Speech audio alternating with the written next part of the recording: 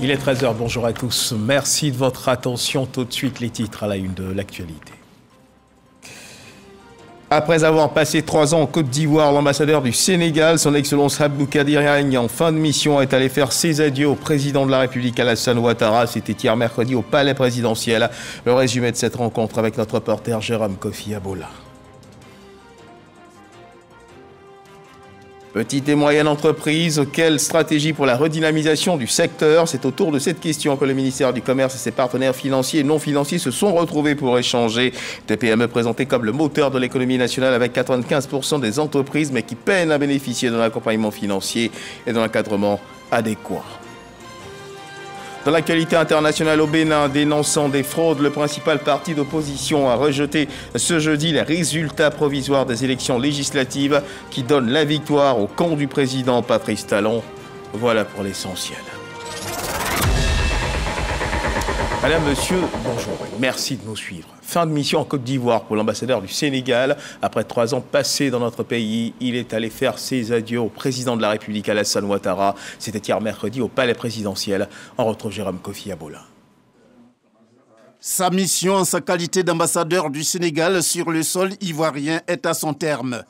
Pour en parler, le diplomate sénégalais s'est rendu ce mercredi au Palais présidentiel où il a été reçu par le président de la République, Alassane Ouattara. Je viens de recevoir monsieur l'ambassadeur du Sénégal qui est venu prendre congé de nous pour une nouvelle affectation dans la sous-région.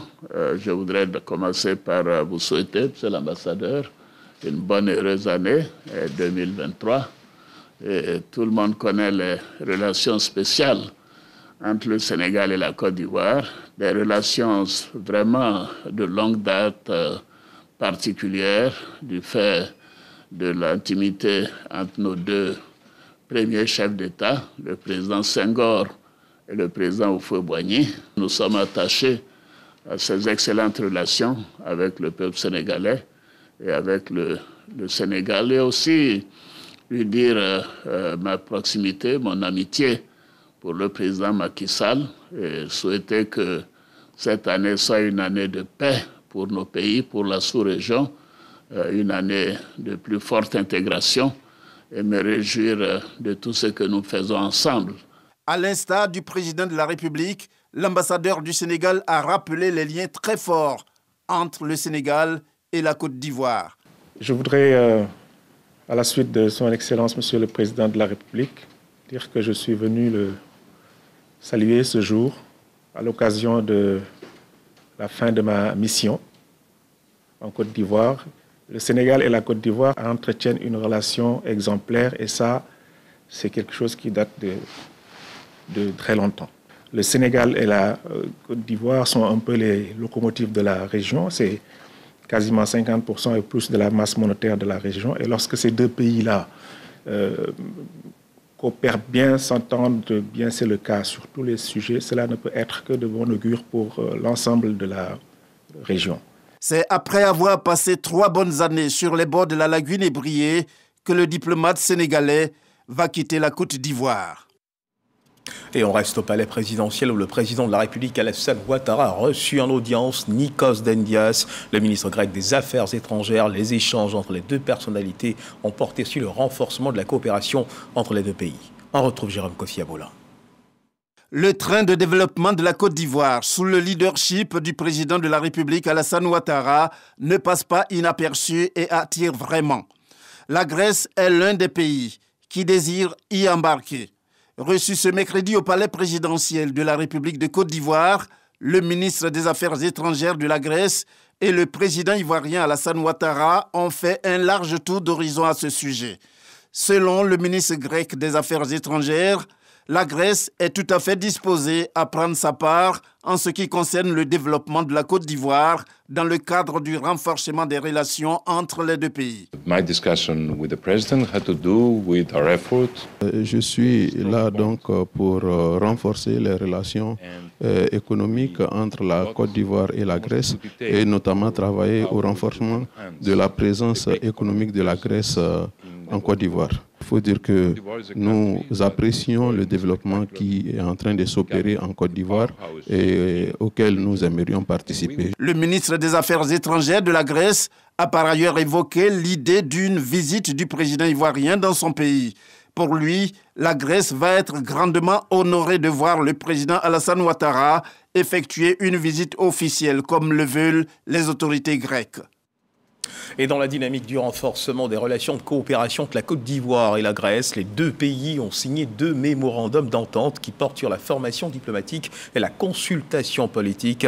Mémorandum signé par les ministres des Affaires étrangères de Côte d'Ivoire, Candia Camara, et de Grèce, Nikos Dendias. Reportage. La Côte d'Ivoire et la Grèce renforcent leur coopération bilatérale. Après avoir été reçus par le président de la République, le ministre des Affaires étrangères grec et la ministre d'État, ministre des Affaires étrangères, de l'intégration africaine et de la diaspora, signent 2 mémorandums d'entente portant sur la formation diplomatique et la consultation politique.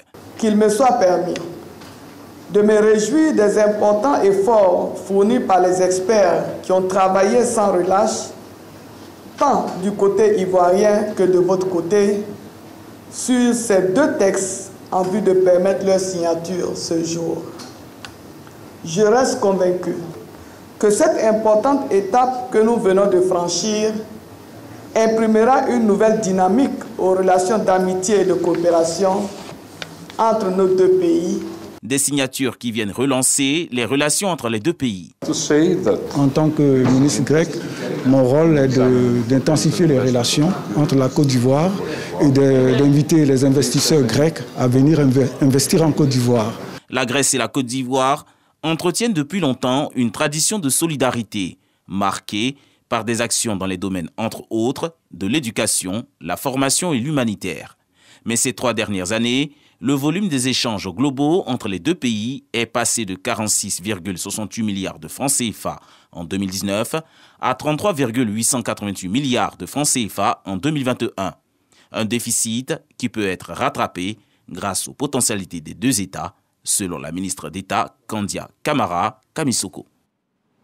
Un reportage de Laure Goretti commenté pour vous par Jean-Marc Djadji. Sachez également que la ministre d'État, ministre des Affaires étrangères, de l'intégration africaine de la diaspora, a eu une rencontre avec le corps diplomatique pour les perspectives 2023. Une rencontre qui a permis de faire le point des actions gouvernementales pour la paix, la sécurité, la cohésion en Côte d'Ivoire. La ministre d'État, ministre des Affaires étrangères, Candia Camara, évoquait le bon dénouement de l'affaire des 46 soldats en remerciant les acteurs et les représentants des pays représentés. Elle a affirmé l'appui du gouvernement ivoirien aux diplomates accrédités dans le pays pour la mise en œuvre de leur mission. Et le vice-doyen du corps diplomatique a pour sa part réaffirmé son soutien à accompagner la Côte d'Ivoire, le gouvernement ivoirien, dans son développement. Une question à présent, mesdames et messieurs. Quelle stratégie élaborer pour la redynamisation du secteur des PME, les petites et moyennes entreprises? C'est autour de cette question que le ministère du Commerce et ses partenaires financiers et non financiers se sont retrouvés pour échanger, car le constat révèle la difficulté que connaissent les PME à bénéficier d'un encadrement financier adéquat pour booster leur chiffre d'affaires. Lancine Bakayoko. Elle représente 98% du secteur privé, 20% du produit intérieur brut et 23% de l'emploi, selon l'Institut national des statistiques, INS. Malgré cet apport dans l'économie ivoirienne et les nombreuses politiques pour le rayonnement des PME, cette catégorie d'entreprises rencontre d'énormes difficultés pour émerger. Toutes les décisions de l'État ne sont pas suivies. Et il faut pouvoir le dire clairement. Quand on parle d'appui financier aux PME, les banques ne jouent pas clairement leur rôle. Et puis quand ils donnent, c'est des pressions à ne pas finir au niveau des PME pour rembourser. Souvent même, on va demander aux PME de commencer à rembourser les intérêts, les capitaux, machin, sur le principal qui leur a été octroyé. Alors quelqu'un qui n'a rien, qui commence une activité, vous venez leur imposer un système bancaire qui ne répond pas à la nature de ses activités. Ensuite, il y a un problème d'éducation financière des porteurs de projets. Il y a un problème de management. Il faut créer l'entrepreneur avant de créer l'entreprise. Pour trouver une réponse adéquate à ces difficultés, des études ont été réalisées pendant 10 mois. À l'initiative du ministère du Commerce, de l'Industrie et des PME, les partenaires financiers et non financiers se réunissent pour harmoniser les résultats de ces études. Vous avez plusieurs intervenants sur le segment des PME. Je l'ai dit, les ministères sectoriels ont développé des programmes en faveur des PME, les PTF en ont développé, le secteur privé, comme je le dis. Donc, ce que nous attendons effectivement de tous ces acteurs-là, c'est qu'on se retrouve ensemble pour faire le bilan de tout ce qui a marché et de ce qui n'a pas marché, pour voir comment on réoriente la politique des PME. Et donc, c'est vraiment l'attente qu'on a de tous nos partenaires. Nous souhaiterons qu'il y ait vraiment des mesures concrètes, avec des mesures de coordination concrètes, afin que cela puisse vraiment profiter aux entrepreneurs ainsi qu'aux PME de Côte d'Ivoire. Cette rencontre de réflexion s'inscrit dans le cadre du projet d'infrastructure pour le développement urbain et la compétitivité des agglomérations secondaires, PIDUCAS, un projet financé par la Banque mondiale. Direction à présent la ville de Bondoukou. Dans sa mission de supervision des grands travaux de l'État, le ministre-gouverneur du district autonome du Zanzan a visité certaines infrastructures en construction dans sa localité. Il s'agit de l'université de Bondoukou et du lycée des jeunes filles. Le docteur Touré Souleymane s'est dit satisfait de l'état d'avancement des travaux de l'université et souhaite que les travaux de construction du lycée jeunes filles connaissent la même célérité. Herman Yamia. Voici à quoi va ressembler l'université de Bondoukou à sa livraison. Un campus aux standards internationaux qui va accueillir à terme 20 000 étudiants dans les UFR de l'architecture et de l'urbanisme, des arts, du développement durable, des lettres, des sciences sociales et des sciences de la santé. Sur le chantier, les ouvriers sont à l'œuvre pour tenir les délais. Pour se faire une idée de l'état d'avancement des travaux, le ministre-gouverneur du district autonome du Zanzan, à la tête d'une délégation, s'est rendu sur le chantier. Dr Touré Souleymane, tout en se disant satisfait de l'évolution des travaux, a rendu un hommage au président de la République qui a offert ce joyau au district du Zanzan. Nous avons vu ça avec satisfaction. Ce qui nous a surtout satisfait aussi, c'est la rigueur des ingénieurs. Ils ont mis le cap sur la qualité, sur ce qui est écrit dans les cahiers des charges, au point qu'ils ont eu à refuser certains matériaux qui ont été mis à leur disposition par l'entreprise chinoise. Les travaux de construction de l'université de Bondoukou sont à 60% de taux de réalisation avec les grosses œuvres achevées. La présidence, la bibliothèque centrale, les amphithéâtres, les salles de travaux pratiques, le restaurant de 2000 places sont sortis de terre. En outre, le château d'eau de 400 m3 est fonctionnel avec 14 forages construits et équipés de pompes. En ce qui concerne le réseau de télécommunications, il est nécessaire pour le programme de décentration de l'université de donner de l'Internet au haut débit aux étudiants et puis sécuriser les données de voix et d'Internet de l'université. Donc ces travaux préalables à la construction de l'université ont été réalisés intégralement sur le budget de l'État dans le cadre de sa contrepartie. Sur les 128 millions d'euros, 25 millions d'euros ont été financés par le gouvernement pour réaliser ces travaux préalables à la construction de l'université elle-même. Après l'université de Bondoukou, le ministre-gouverneur du district autonome du Zanzan, qui avait à ses côtés les autorités municipales, s'est rendu sur le site où est en construction le lycée jeunes filles avec internat initié par le ministère de l'Éducation nationale. Dr Touré Souleymane a également visité le musée de Bondoukou, réhabilité par le conseil municipal, de même que le chantier de construction de la piscine municipale. Et retour sur Abidjan pour parler de la direction de la vie scolaire du ministère de l'Éducation nationale et de l'alphabétisation qui effectue des visites de suivi et de contrôle, de sensibilisation sur le terrain pour une école de qualité. Au titre de l'année 2022-2023, eh bien, la phase de lancement de ces activités a été marquée par la visite d'une délégation de 7 directions au marché scolaire de la commune de Koumassi, des marchés scolaires exhortés à observer les mesures d'hygiène. Godefroy Okambawa. C'est l'heure de la récréation. Nous sommes au lycée moderne de Koumassi. C'est dans cet espace que de nombreux élèves prennent leur déjeuner. C'est un marché scolaire. Et ici, les vendeuses sont soumises à des obligations. Maintenir l'environnement propre et surtout proposer des repas de qualité et qui répondent aux normes d'hygiène. Nous sommes des vendeuses au sein de l'établissement. Et il y a des produits qu'on ne vend pas. Surtout le lait. Parce que le lait est une matière très délicate pour les enfants. Nous aussi, au lycée moderne de Koumassi, nous avons la vie des enfants à main. Donc on ne joue pas avec la nourriture, tout ce qui est quotidien dans le lycée moderne de Koumassi. En visite inopinée dans l'établissement, le directeur de la vie scolaire a pu se rendre compte des réalités. Une sortie qui s'inscrit dans le cadre des visites des marchés scolaires. Comme ce sont des produits chimiques, ces produits-là peuvent être mortels pour nos enfants. Au complexe scolaire méthodiste de la commune, la délégation échange avec les commerçantes pour leur expliquer l'intérêt de cette opération. Il y a des produits qui sont dangereux, comme les bonbons et autres. Et il y a aussi des aliments dont la consommation est délicate pour nos élèves. Il faudrait que pour cela, la présidente qui est juste à côté, avec monsieur le proviseur et les éducateurs, veille à ce que ce soit des repas chauds qui soient servis à nos élèves. Cette opération se déroule simultanément dans les établissements scolaires des 4 directions régionales d'Abidjan. Elle se poursuivra jusqu'à la fin de l'année scolaire. Comment évolue la Covid-19 en Côte d'Ivoire? Le point dans un instant.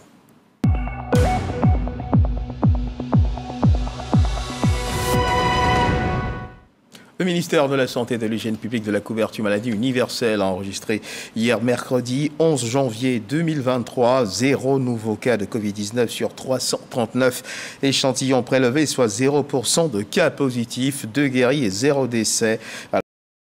Du 11 janvier 2023, la Côte d'Ivoire compte donc 87 960 cas confirmés, donc 27 120 personnes guéries, 833 décès et 9 cas actifs. Le nombre total d'échantillons est de 1 666 968 le 10 janvier 2023. 5 556 doses de vaccins ont été administrées, soit un total de 24 300 347 doses du 1er mars 2021 au 10 janvier 2023. Tout autre chose à présent, une ONG baptisée les Orchidées Rouges, Femmes Libres, sensibilise sur les violences basées sur le genre. Un atelier a été organisé à cet effet en vue de présenter son programme de lutte et de réinsertion sociale des victimes. Chancel Kouassi, Didier Nguessan. Lutter contre les violences basées sur le genre est la mission que s'est assignée l'ONG Les Orchidées Rouges des Femmes Libres. Cause noble qui a rassemblé les personnes ressources et les ONG afin de les sensibiliser et de songer à de nouvelles résolutions pour éradiquer les violences basées sur le genre. Les actions qu'on souhaite continuer, c'est vraiment le déploiement des points focaux à l'intérieur du pays.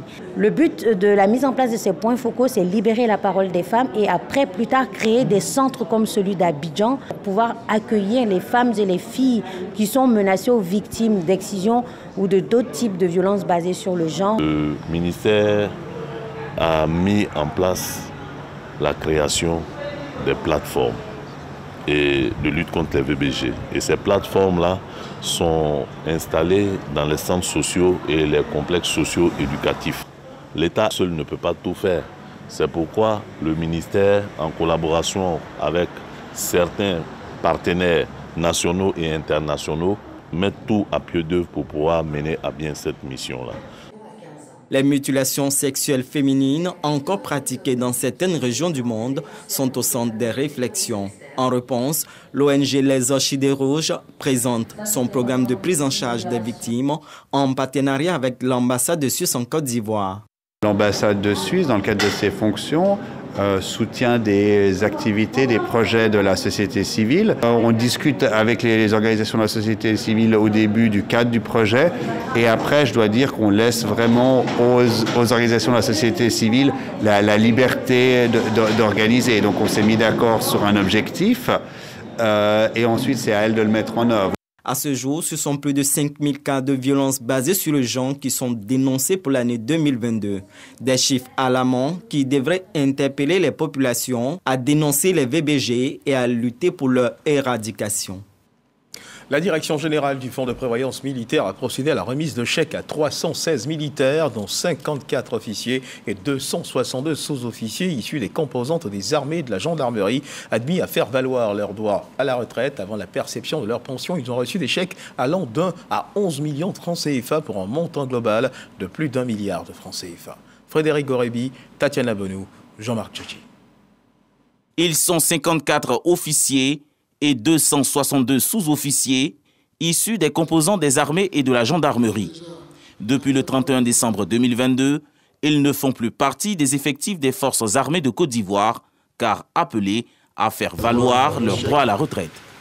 Avant la perception de leur pension, le Fonds de prévoyance militaire remet à chacun un chèque, fruit de leur cotisation. La vision de ceux qui l'ont mis en place, nos aînés, comme on les appelle chez nous, nos ancêtres, Et c'est pour soulager un peu l'État et pour la prise en charge sanitaire des militaires. Donc c'est un apport, un complément. Représentant le ministre d'État, ministre de la Défense, le général de brigade Soro Kodan exhorte les néo-retraités à une utilisation efficiente des différentes sommes reçues. Aux retraités, je vais leur dire que quand on reçoit un chèque, parfois on a l'impression que c'est beaucoup. Mais si on ne fait pas attention, on risque de gaspiller. Donc je leur demande de faire beaucoup attention, que ces chèques que le fonds de programme vient de leur donner, qu'ils les utilisent à bon escient. Qu'ils sachent les utiliser, qu'ils les utilisent à bon escient. Les retraités, loin de se laisser abattre par cette nouvelle vie, se disent fiers et heureux d'avoir servi la mère patrie. Je suis très fier d'aller à la retraite en bonne santé et je vais prendre soin de ce chèque pour quand même poursuivre mes activités dans la vie civile. C'est un sentiment de joie, nous avons servi, nous partons, vraiment, on rend grâce à Dieu pour ses bienfaits. Créée en 1985, la Société de secours mutuel et de prévoyance sociale, le Fonds de prévoyance militaire FPM, a pour objet d'offrir aux militaires et à leurs familles les prestations couverture partielle ou totale des risques maladie et maternité, une aide en cas de décès et d'invalidité, des secours divers de l'entraide en fin de carrière et des investissements à but social.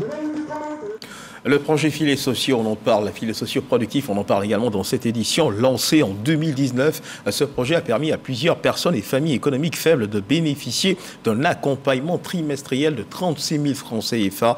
À Plibo, village du département de Béoumi, les 30 bénéficiaires ont pu sortir de la précarité et surtout créer des activités génératrices de revenus pour améliorer leurs conditions de vie. Au cours d'une cérémonie, les différents projets réalisés par le projet ont été présentés, occasion pour les bénéficiaires de traduire leur reconnaissance au président de la République Alassane Ouattara et à la Banque mondiale. Soro Corona. Plibo, village de la sous-préfecture de Guessankoro, département de Béoumi, a été inscrit au nombre des villages bénéficiaires du projet filets sociaux productifs. Dans cette localité, 30 personnes ont perçu un montant de 36 000 francs CFA par trimestre sur une période de 3 ans. Simon Quadio est bénéficiaire de ce transfert monétaire. Avec cet argent, vraiment, nous sommes en sortie. Nous ne sommes plus dans la pauvreté comme on l'était dans le passé. On a gardé cet argent pour que demain, nous puissions être autonomes de nous-mêmes. Pour toujours améliorer leurs conditions de vie, les 30 bénéficiaires ont jugé utile de créer des projets communautaires, à savoir élevage de bovins, ovins et caprins, construction de magasins. Des projets présentés au cadre du village. L'argent perçu, on a trouvé, bon, malgré les difficultés, la rentrée scolaire, les dépenses et autres, nous sommes regroupés et avec cet argent, on a pu réaliser certains projets. Pour un meilleur suivi de tous ces projets issus des retombées des filets socioproductifs, les cadres décident d'encadrer les bénéficiaires. 30 personnes qui ont reçu l'argent des filets sociaux ont décidé de mettre une partie de côté, de sorte à investir dans des projets. Et c'est dans ce sens que nous sommes venus les accompagner. Les femmes bénéficiaires ont été aussi accompagnées par une formation en comptabilité simplifiée pour une meilleure gestion des 36 000 francs CFA. Avec la formation du groupe filets sociaux, aujourd'hui, nous savons que si nous avons 10 000, nous avons 20 000, nous savons comment gérer cet argent. Cette cérémonie de présentation des projets a été l'occasion pour les bénéficiaires de traduire leur gratitude au président de la République Alassane Ouattara et à la Banque mondiale. Nous voulons dire vraiment merci à filets sociaux. Parce que grâce à filets sociaux aujourd'hui, nous ne sommes plus comme au départ. Nous pouvons subvenir à nos besoins. Nous sommes autonomes. Nous disons vraiment merci au président de la République. On a l'habitude de critiquer nos gouvernants, mais quand ils prennent de bonnes décisions et qu'ils posent des actions pour relever le niveau de vie des populations, il faut aussi saluer cela. À Plibo, le projet filets socioproductifs a suscité chez les populations la mise en place d'un comité de salubrité afin de garder leur cadre de vie propre. Plus de 227 000 ménages ont reçu ces transferts monétaires via le portable. Un mot de culture dans cette édition. Experts et professionnels de l'industrie musicale se sont réunis à l'Institut français dans la commune du Plateau. Cela à l'occasion de la 2e édition du premier salon de la musique d'Abidjan. Au centre des échanges, des panels et ateliers de réflexion sur la professionnalisation et la digitalisation de l'industrie musicale autour du thème « La musique, facteur d'inclusion économique et sociale ». Serge Fakamdidi, Mamadou Kwasi. La musique, facteur d'inclusion économique et sociale, c'est autour de ce thème que s'est tenue la 2e édition du SAMA, le Salon de la musique d'Abidjan. Cadre d'échange et de réflexion sur les enjeux de l'organisation de l'industrie musicale en Côte d'Ivoire. Le SAMA veut impulser une dynamique de professionnalisation et de restructuration de l'industrie musicale. L'objectif clé du SAMA, c'est agir pour la professionnalisation et le développement de l'industrie musicale en Côte d'Ivoire. C'est vrai que la musique est ludique, mais c'est important de rappeler que la musique est lucrative au fait. Donc c'est important de maîtriser tous les mécanismes, de maîtriser tous les leviers pour travailler aisément dans ce secteur-là. On a animé un panel qui parlait un peu de la situation socio-économique des managers et que le secteur, il pouvait vivre de ça. Et j'ai essayé d'expliquer que oui, si on peut vivre de son métier, si on s'organise comme il se doit et aussi ne pas vouloir vivre plus que les moyens dont il dispose. La professionnalisation du management artistique africain, la rémunération de la copie privée sont autant de thèmes évoqués lors de ce salon. Les droits de reproduction mécanique, c'est-à-dire tout ce qui concerne les copies physiques des œuvres, tendent à disparaître. Tout est numérisé, tout est sur les plateformes et c'est là-bas qu'il faut aller chercher ces droits-là. Et malheureusement, pour le moment, en Côte d'Ivoire, nous n'arrivons pas véritablement à le faire. Et ce salon a été une aubaine pour nous d'envisager donc les pistes, de voir les solutions. Nous connaissons l'importance qu'il y a de pouvoir vivre de la culture.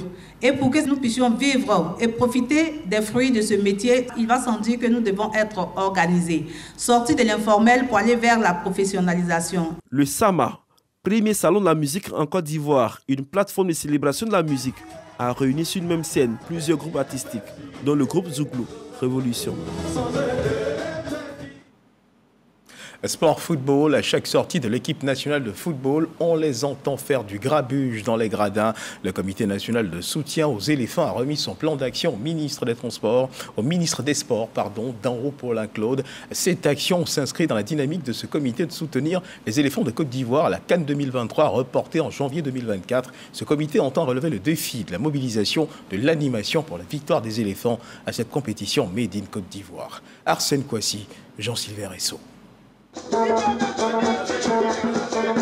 Jouer pleinement son rôle de 12e homme aux côtés de l'équipe nationale durant la CAN 2023, reportée en janvier 2024, c'est l'objectif du comité national de soutien aux éléphants qui est venu remettre sa matrice d'action au ministre des Sports, Paulin-Claude d'Henro, afin de relever le défi de la mobilisation et de l'animation des supporters en vue d'une 3e consécration continentale. Nous souhaitons que tous les Ivoiriens s'approprient l'événement. Par conséquent, nous allons nous déployer sur toute l'étendue du territoire.